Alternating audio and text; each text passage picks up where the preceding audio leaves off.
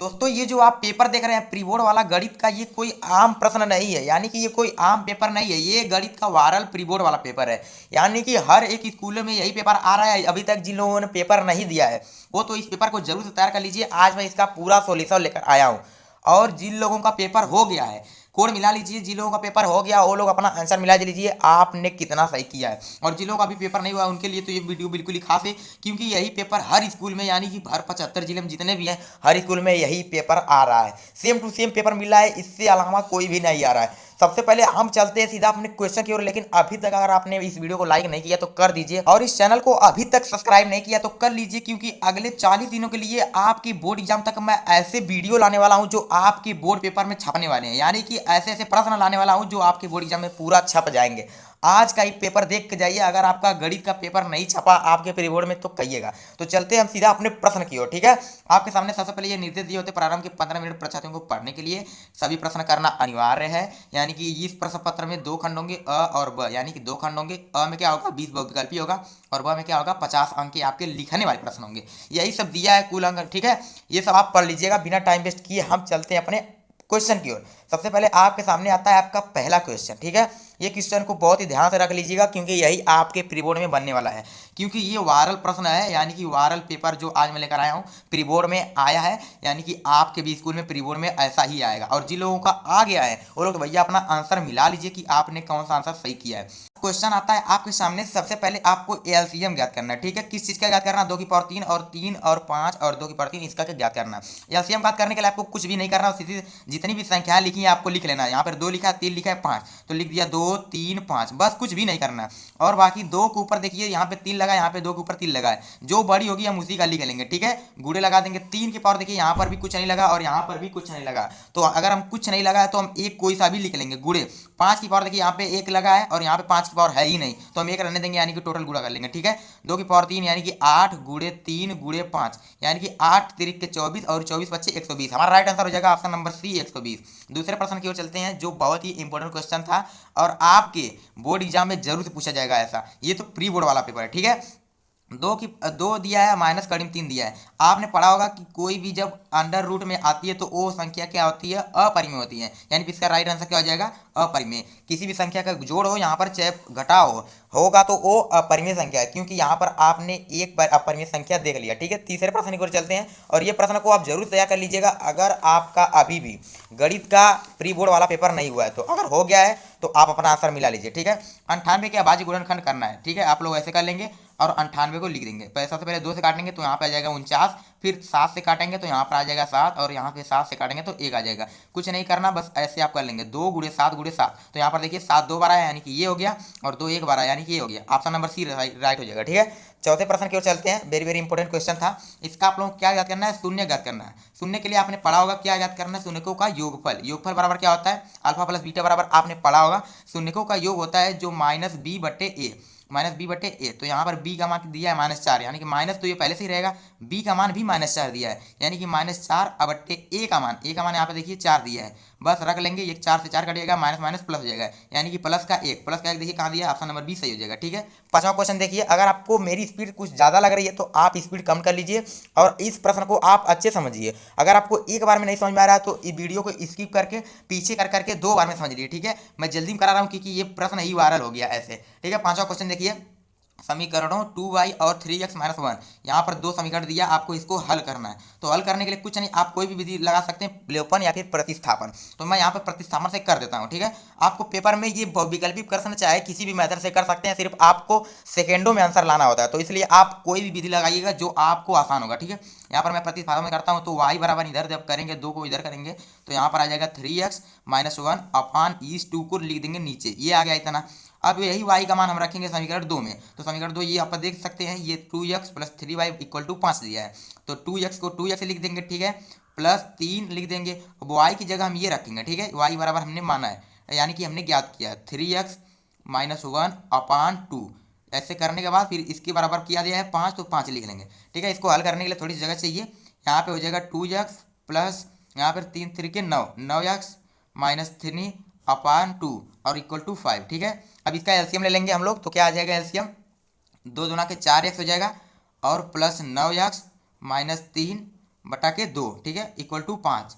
अब 5 को 2 को उधर भेज देंगे तो इससे 10 हो जाएगा, 5 गुणा 2 हो जाएगा, ठीक है, यहाँ पे 2 काट दीजिए। अब देखिए यहाँ पे कितना हो जाएगा, 4 और 9 13x माइनस 3, यानी कि 13x माइनस 3 बराबर दिया है, पीछे 5 दूना के 10, अब 3 को उधर लेके जाएंगे, ठीक है, यानी कि 13x बराबर कितना हो जाएगा 13, तो x बराबर कितना हो जाएगा 1, 1 बराबर आंसर आ गया। अब देखिए इसमें x का मान कौन सा 1 है, अगर आपको x का मान पहले ही देखिए यहाँ पर 0 दिया है, यहाँ पर 1/3 दिया है, यहाँ पर 1/-1 दिया है और यहाँ पर 1 दिया है, तो आपने सिर्फ x का मान ही निकाला और आपको पता चलेगा कि यही आंसर सही है, आपको दोनों मान निकालने की भी जरूरत नहीं पड़ेगी अगर आपने मिला लिया तो। अगर यहाँ पर भी 1 देता, यहाँ पर भी 1 देता, तो आप दोनों मान निकालते, फिर उसके बाद देखते कि y का मान किसमें मिल रहा है, ठीक है। छठवां क्वेश्चन देखिए, वेरी वेरी इंपॉर्टेंट क्वेश्चन था, पेपर में बार बार आता है, ऐसा क्वेश्चन एक पेपर में रखा होता है और आप लोग इसको जरूर से तैयार कर लीजिएगा। सबसे पहले आपके सामने देखिए क्वेश्चन आता है, इसके मूल ज्ञात करना है। मूल ज्ञात करने के लिए आप लोगों ने पढ़ा होगा, बस d बराबर निकालना होता है। d बराबर क्या होता है, b स्क्वायर माइनस 4ac, ठीक है, 4ac। b का मान देखिए, देख क्या दिया है, 5 दिया, यानी कि 25 हो जाएगा, 5 का स्क्वायर करेंगे तो, ठीक है, माइनस 4ac यानी कि 4 दूना के 8 और गुणे 4 यानी कि 32, ठीक है, बराबर क्या हो जाएगा, 25 में से 32 जाएगा तो -7। अब -7 देखिए क्या है, 0 से क्या है, छोटा है, यानी कि जब 0 से छोटा होगा तो उसका मान जो होगा वास्तविक नहीं होगा, अगर 0 से बड़ा होता तो उसका मान वास्तविक होता। सातवां देखिए, वेरी वेरी इंपॉर्टेंट क्वेश्चन था, इसको हम 2 तरीके से कर सकते हैं, कोई भी तरीका आप यूज कर सकते हैं, ठीक है।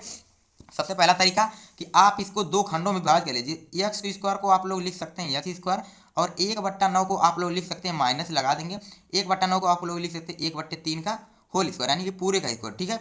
अब देखिए a का स्क्वायर माइनस b का स्क्वायर, आपने एक फार्मूला पढ़ा होगा कि जब भी a का स्क्वायर माइनस b का स्क्वायर होता है तो इसका फार्मूला होता है एक कोष्टक में a प्लस b और एक कोष्टक में a माइनस b, यानी कि एक कोष्टक में 1 प्लस 1/3 लिखेंगे, ठीक है, x प्लस 1/3 लिख देंगे एक कोष्टक में, और दूसरे कोष्टक में लिख देंगे x माइनस 1/3, चीज़ें वही रहेंगी, सिर्फ माइनस प्लस का अंतर हो जाएगा।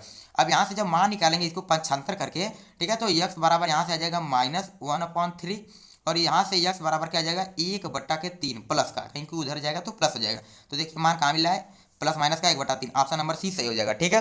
पूरा प्रश्न आप लोग देख लीजिए कैसे लगाना है, पेपर में आए प्रश्न तुरंत इसका हल कर देना है, ठीक है। देखिए 8वां क्वेश्चन, बिंदु -3 -5 की मूल बिंदु से दूरी, मूल बिंदु से दूरी निकालने के लिए आपको कुछ भी नहीं करना आता है, जो भी दिया है सिर्फ उसका वर्ग करके जोड़ देना है। अब -3 का वर्ग करना है, ठीक है, प्लस बीच में लगा देना है, यानी कि जोड़ देना है -5 का वर्ग, ठीक है, 3 का वर्ग कितना हो जाएगा 9 हो जाएगा, प्लस 5 का वर्ग 25, इसको अंडर रूट में कर लेंगे, ठीक है। अब 9 और 25 होता है 34, कड़ी में 34 इसका आंसर हो जाएगा, ऑप्शन नंबर सी। अगर आपको पेपर में नहीं आ रहा है कोई प्रश्न तो आप प्रयास कीजिएगा ऑप्शन नंबर बी और सी मारने की, क्योंकि आज देखिए मैंने जितना भी प्रश्न करवाया सबका ऑप्शन नंबर सी ही सही था, इसलिए आपको पेपर में अगर कोई प्रश्न आया है तो बी और सी का नाम मत मारिएगा, ए और डी के सही होने के चांस बहुत कम होते हैं, ठीक है।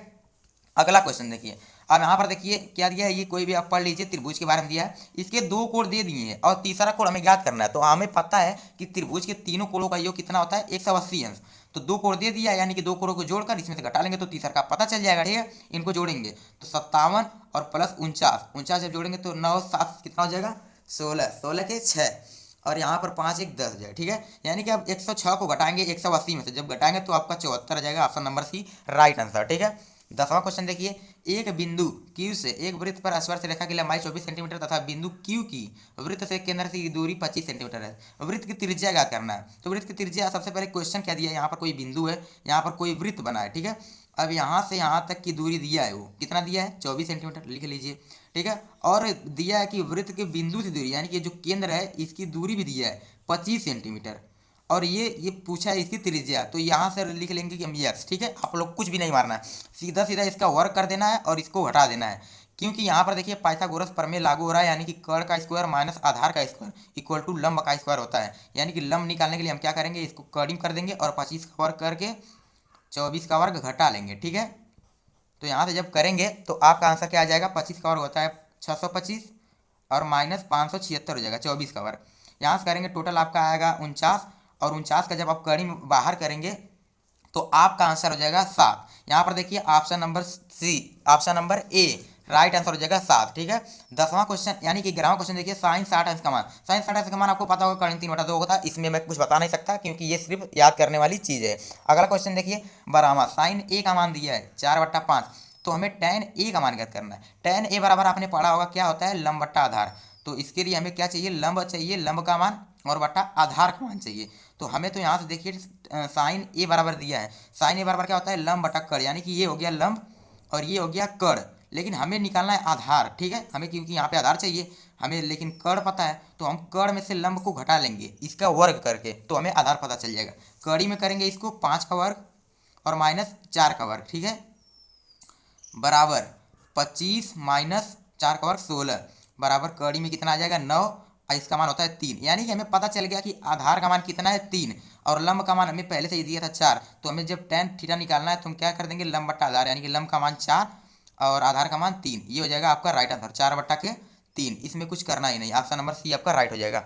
अगला क्वेश्चन देखिए, वेरी वेरी इंपॉर्टेंट था, 1/cos² ए, 1/cos² ए का मान ज्ञात करना था। तो यहाँ आपने सूत्र पढ़ा होगा, क्या, sin स्क्वायर ए प्लस cos² ए बराबर 1। अब हमें मान पूछा था इसका, ठीक है, इतने दूर का, तो हमें इसको उधर कर देना है, साइन स्क्वायर ए को इधर ही रहने देंगे, अब 1 को इधर ही रहने देंगे, अब इसको उधर पक्षांतर कर देंगे, तो यहाँ से माइनस हो जाएगा cos² ए, और इतने का ही तो हमें मान पूछा था, इतने का मान क्या हो जाएगा, ये हो जाएगा। यानी कि कहाँ पे मिलेगा आपका, ऑप्शन नंबर बी आपका राइट हो जाएगा। ठीक है, अगला क्वेश्चन देखिए, वेरी वेरी इंपॉर्टेंट क्वेश्चन था। इस पहले से ही कोई किसी बच्चे ने गोद दिया जिसका मैंने पेपर मांगा, तो उसके लिए आप क्षमा चाहेंगे। अगला क्वेश्चन आप देखिए, 14वां क्वेश्चन, ठीक है, cos² ए माइनस cot² ए। अगर अभी तक आपको ये वीडियो पसंद आ रही हो तो प्लीज़ एक लाइक कर दीजिए, बाकी चैनल पर नए हैं तो सब्सक्राइब कर लीजिए, क्योंकि मैं ऐसे ऐसे क्वेश्चन लाता रहता हूँ जो आपके बोर्ड एग्जाम को फोड़ने वाले हैं पूरी तरीके से। ठीक है, अगर आप भी बोर्ड एग्जाम में अच्छा मार्क्स अगेन करना चाहते हैं तो इस चैनल को जरूर सब्सक्राइब कर लीजिएगा। ये देखिए एक फार्मूला होता है, cos² ए माइनस cos² ए बराबर 1 फार्मूला होता है, तो कोई दिक्कत नहीं, आप यहाँ पे डायरेक्ट मान लेंगे 1। 15वां question very very important question है, 12 सेंटीमीटर त्रिज्या वाले एक वृत्त के त्रिज्यखंड का क्षेत्रफल क्या होगा जिसका कोण दिया है। ठीक है, कोण का मान दिया तो कुछ नहीं करेंगे, इसका एक फार्मूला होता है, क्या, थीटा बटे 360, वृत्त का क्षेत्रफल क्या होता है, πr², πr²। तो थीटा का मान हमें दिया है 60, 60 बटे जब 360 करेंगे तो 1/6 हो जाएगा। ठीक है, काटेंगे यहाँ पे 60 रख लीजिए, 60 बटे काटेंगे तो यहाँ पर 1 और यहाँ पे 6 बार में कट जाएगा। अब पाई का मान देखिए, ऑप्शन में पाई ही रखा गया है, ऑप्शन को देखते हुए चलना है कि अगर हमने यहाँ पर 22/7 रख दिया लेकिन ऑप्शन में तो पाई दिया तो तब तो गड़बड़ हो जाएगी, इसलिए ऑप्शन को भी देख कर चलना है। ठीक है, यहाँ पे पाई रखेंगे। अब r² का मान हमें दिया है 12 × 12, यहाँ से हो जाएगा 12 × 12, यहाँ पे 6 से काट लेंगे इसको, 2 हो जाएगा, और 2 का गुणा करेंगे 12 में, 12 दूना के 24, और ये आपका पाई बचा, यानी कि 24 पाई आपका ऑप्शन नंबर सी से हो जाएगा। अगला क्वेश्चन देखिए, 16वां question very very important question था आपके बोर्ड एग्जाम के लिए, और ये क्वेश्चन ऐसा है कि आपके बोर्ड एग्जाम में भी आ सकता है।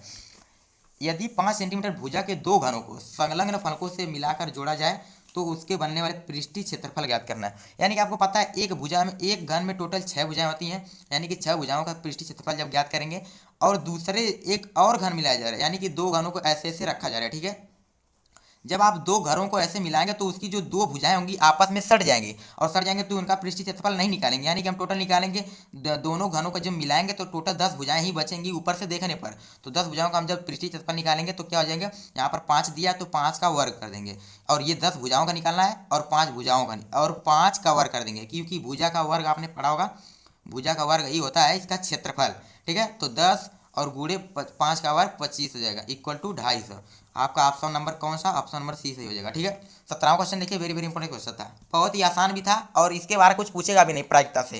प्रायिकता का ये वेरी वेरी इंपॉर्टेंट क्वेश्चन है और बहुत ही आसान भी है। एक सिक्कों को एक बार उछाला जाता है, ऊपर शीर्ष आने की प्रायिकता, या तो आप समझ लीजिए ऊपर शीर्ष आएगा और या तो पूछ आएगा, 2 ही चीज़ आ सकता है। तो हमें सिर्फ एक ही पूछा था, तो यानी कि एक ऊपर, बाकी कितने लोग आ सकते हैं, 1 2, 2 ही चीज़ आ सकता है, तो 2 नीचे। आपका option number C right answer हो जाएगा। 18वां देखिए, वेरी वेरी इंपॉर्टेंट क्वेश्चन है, एक थैले में 3 लाल गेंदे और 5 काली गेंदे हैं, इस थैले में से यदि एक गेंद याच्छादृत निकाली जाए। अब बच्चे समझ नहीं पाते याच्छादृत मतलब बिना देखे, बिना किसी भेदभाव के। ठीक है, तो इसके लाल गेंद निकालने की प्रायिकता, कुछ भी नहीं करना, लाल गेंद कितनी है 3, और कितने टोटल गेंद है 8। आपका राइट आंसर क्या आ जाएगा, 3/8 कहाँ दिया है, ऑप्शन नंबर सी। 19वां क्वेश्चन देखिए, वेरी वेरी इंपॉर्टेंट क्वेश्चन था, और ये आपको करना है कैसे, शॉर्टकट में। आपको अगर ये बहुविकल्पी में पूछ दिया तो आपको शॉर्टकट में कैसे करना है। सबसे पहले ये देख लीजिए, आपको माध्य निकालना है, कुछ नहीं करना, इन दोनों को जोड़कर इसका बीच वाला निकाल 2 से भाग दे देना है, तो 0 और 10 को जोड़ेंगे तो 5 आ जाएगा। ऐसे ही सबको जोड़ के निकालेंगे तो यहाँ पे 15, यहाँ पे 25 और यहाँ पे आ जाएगा 35। अब इसी का गुणा हमें करना है नीचे वाले में। ठीक है, तो हम टोटल कर लेते हैं, यहाँ पे 5 का गुणा करेंगे तो कितना हो जाएगा, 15 और 15 चौको 60। ठीक है, 25 25 125 और 35 है 105। जब टोटल जोड़ेंगे तो कितना आ जाएगा, 15 25 17 305 आ जाएगा। ठीक है, तो यहाँ पर लिख देंगे 305 टोटल को जोड़ने पर, और बटा नीचे ये जोड़ेंगे। ठीक है, 3 4 7 7 5 12 12 3 15, जब 15 में 305 से भाग देंगे तो ऑप्शन नंबर बी जो आपका आएगा 20.33 राइट आंसर हो जाएगा। अब 19वां क्वेश्चन होने के बाद आपका 20वां question very very important question था और बहुत भी इजी था। इसके अलावा आपको जब भी माध्यक वर्ग निकालने के लिए कह दे तो आपको कुछ भी नहीं करना, सबसे पहले आपको इसको जोड़ लेना है, जोड़ के 2 से भाग दे देना है। तो जब टोटल को आप जोड़ेंगे 7 5 12 और 12 12 24, 24 8 32, 32 4 36, 36 को आधा करेंगे तो 18 आ जाएगा। अब आपको कुछ भी नहीं करना, आपको इन दोनों के बारी बारी से जोड़ना है, ठीक है। एक बार पूरा जोड़ लेना है, एक बार बारी बारी जोड़ना। तो यहाँ पे हो जाएगा 5 और यहाँ पे 5 7, यहाँ पे लिखेंगे 12। अब 12 में 12 फिर जोड़ेंगे तो 24, ठीक है। अब देखिए 18 किनके बीच आएगा, 12 और 24 के बीच 18 आएगा, तो हम 24 वाले को लेंगे, ठीक है, यानी कि लास्ट वाले लेंगे। तो यहाँ पे माध्यक वर्ग का आ जाएगा 12, तो माध्यक वर्ग के सामने वाला माध्यक वर्ग होता है, यानी कि 12 के सामने वाला 10 और कामा 15, 10 कामा 15, ये इसका राइट है। ये 20 वैकल्पिक आपको जरूर समझ आएगा, ये मैं दावा करता हूँ, क्योंकि मैंने बहुत ही आसान भाषा में समझाने की कोशिश की है कि हर बच्चे को समझ में आ जाए। अगर आप ये क्वेश्चन देख लीजिए, अगर आपका पेपर नहीं हुआ तो, क्योंकि यही पेपर आपके बोर्ड एग्जाम में होने वाला है। अगर आप चाहते हैं कि मैं इनका भी सोल्यूशन लाऊं, एकदम बारी बारी से बताऊं, हर एक क्वेश्चन आपको समझ में आ जाए, तो आप एक कमेंट कर दीजिए कि अभी मेरा इसका पेपर बचा है, इसका सोल्यूशन लाइए। बाकी अगर आपको सोल्यूशन नहीं चाहिए तो कोई बात नहीं, लेकिन अगर आपको चाहिए तो एक कमेंट जरूर कर दीजिएगा। मैं इसका अगला वीडियो इसी पे बनाने वाला हूँ, इसका पूरा सोल्यूशन लाऊंगा, आपको पेपर में कैसे लिखना है, कैसे मैथ में आपको 100 में 100 लाना है, सब कुछ, ठीक है। तो इस वीडियो में इतना ही, और मिलते हैं किसी नेक्स्ट वीडियो में किसी धमाकेदार टॉपिक के साथ। तब तक के लिए आप सभी को लाइक करने के लिए धन्यवाद।